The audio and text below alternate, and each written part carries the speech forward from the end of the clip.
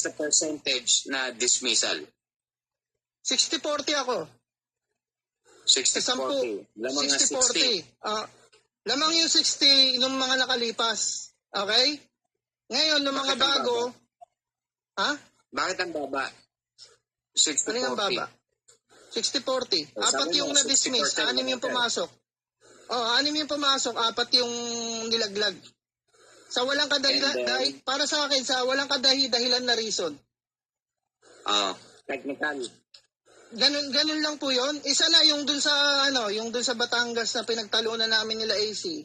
Na ngayon, i-refile nila dahil lang dun sa address. Okay? And then isa na rin 'yan, yung isang sumablay hindi ko kasalanan 'yon. Pero based dun sa experience at sa paliwanag ng prosecutor bakit ganun yung nangyari.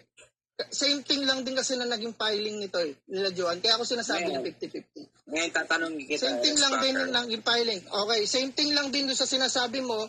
Paano na balahura? Ganun din yun. Pati yung anak, pati yung apo. Mas matindi pa nga yung ebidensya ng kabila Ngayon, sa pinangahawakan nila Bakit na-encourage ka na magpunta dito sa ganitong gusto ko lang ipaliwanag at ipamukha sa kanila. Ano po? Hindi, bakit ka napunta dito sa field na to? What do you gain from it? Kailangan ko po, pupunta tayo dyan, kailangan ko po ba ipaliwanag yan? Bakit saglit ka lang sa natawag. Saglit lang po, papaliwanagan ko lang. I-explain ko lang. Mamaya na, napuputol ako.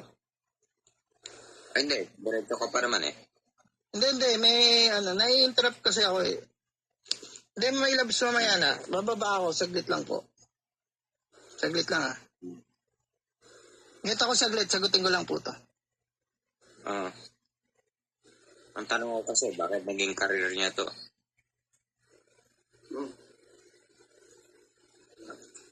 60-40 career. I'm gonna shoot you. Hindi, nagtatanong na ako kung bakit naging 60-40 the success rate. I have no comment. Hindi, sasagutin ko lang saglit na Sige, sagutin mo pag bakit. Oo nga, mamaya na. Sige na, may lab, mamaya na.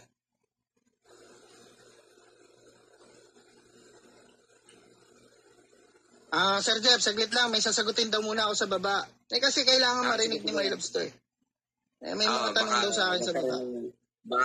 Kasi napupunta tayo ron. And then, ganito, Sir Jeff, bakit tayo napunta ron una sa lahat? Sila yung nag-trigger sa akin para banggitin ko yan. Hindi yung iba. Sa posisyon ko ngayon, Okay, way back 2018, yung mga sinasabi ko before. Okay, kung saan ako nanggaling. Mga binabanggit nila Garutay, nila Donna, even si Sir David, alam niya. Okay, napunta ako sa field na yan. Based dun din sa mga dati kong naging handle na itinuloy ko. Tapos nai-recommenda ako kay ganito. Okay? Hindi ko na i-elaborate ng maayos Ano na lang yun, puro pahapyaw na lang po ang gagawin ko. So ngayon, napunta ako sa ganitong sitwasyon, napunta ako sa ganitong field dahil nga based dun sa experience, dun sa mga nagagawa ko before, and then i-recommenda ako kay ganito, kung ano yung po pwede kong maitulong, and then i-transfer ako sa ganito. Nagkakataon naman na yung isang... Hindi, trabaho po. Ba to? Ginagawa trabaho. Sa... Legit, trabaho. So, may porsyento ka?